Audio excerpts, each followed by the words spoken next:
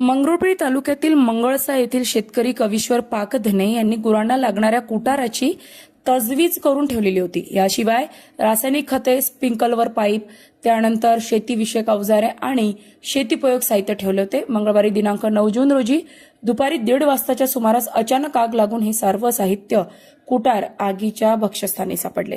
या दरम्यान मंगरुळपीरवरून अग्निशमन दलाला पाचारण करण्यात आले। घटनेची माहिती मिळताच पोलिसही घटनास्थळी पोहोचले। अग्निशमन दलाने आगीवर नियंत्रण मिळवण्याचे पुरेपूर प्रयत्न केले, मात्र तोपर्यंत बरेच नुकसान झाले होते। गुरांचे कुटार जळून खाक झाले होते। आग लागल्याने तसेच गोठ्यात असलेले शेतीपयोगी साहित्य, मोटार, पंप, स्प्रिंकलर, रासायनिक खते, शेतीची अवजारे आणि शेतीला लागणारे साहित्य जळून खाक झाले। यात शेतकऱ्यांचे अंदाजे 2 लाख रुपयांचे नुकसान झाले आहे। सदर शेतकऱ्याने शासनाने नुकसान भरपाई देण्याची मागणी केली आहे।